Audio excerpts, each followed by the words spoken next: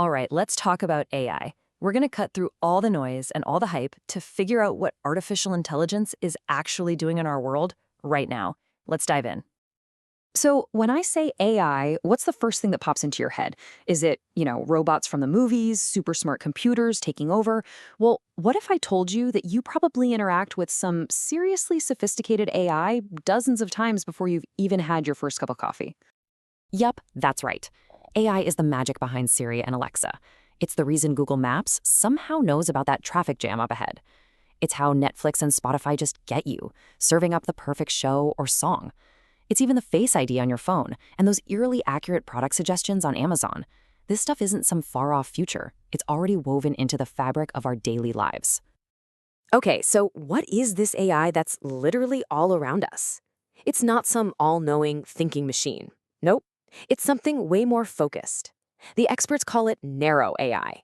Let's break down exactly what that means. The official term is artificial narrow intelligence, or ANI. You can think of it as a master of one thing.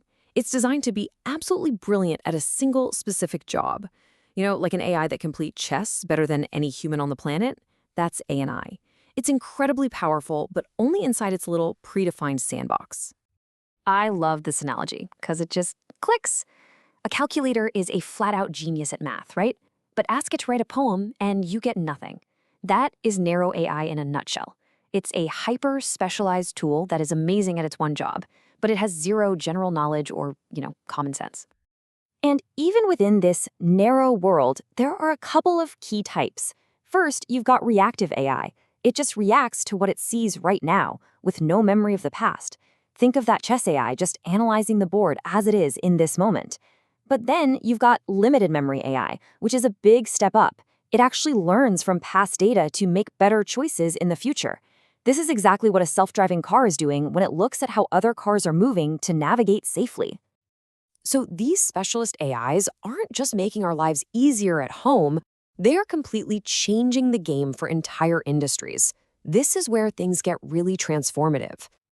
Take healthcare. The impact here is just, wow. We have AI models now that can scan a mammogram or an X-ray and spot signs of cancer, sometimes with more accuracy than a human radiologist. That means earlier detection. It's also being used to create personalized treatment plans based on a tumor's specific genetic markers. It's even powering chatbots that handle initial patient screenings, which frees up doctors to focus on the really complex stuff. It's incredible. And in the world of finance, AI is like the ultimate silent guardian. It's the engine that's scanning millions of transactions every single second to flag fraud, often before you even realize your credit card is gone. And it goes way beyond security. It's running those high-frequency trading algorithms that make split-second decisions in the market. It's basically essential for managing risk and finding opportunities in an ocean of data. Then you go to a factor floor. In manufacturing, AI is the backbone. It's not just telling robots what to do. It's listening to the machines, analyzing their sounds and vibrations to predict when one is about to break down, which prevents super expensive delays. And check out that last point, because this is cool.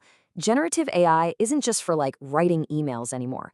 Engineers are using it to invent completely new product designs, simulating thousands of variations of a car part to find the absolute lightest and strongest version.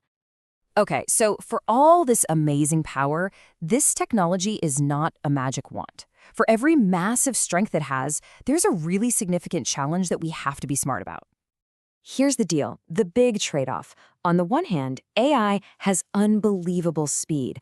But on the other, if the data we train it on is biased, the AI just gets really, really fast at being biased. It can have superhuman accuracy at one task, but because it has no real understanding, it can fail completely when it sees something new.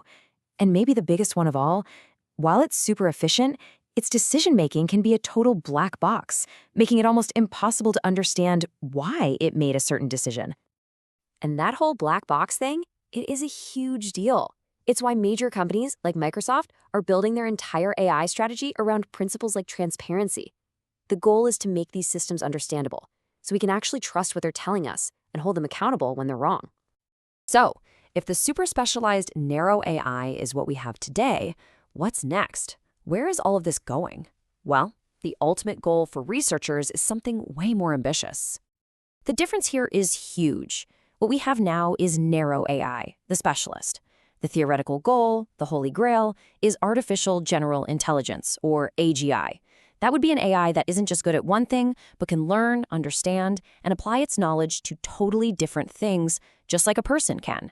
And let's be super clear, AGI does not exist. It's still firmly in the realm of science fiction, for now.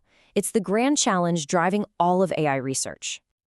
And all of this leads us to the most important question of all. The tools we have today are already reshaping our world in profound ways.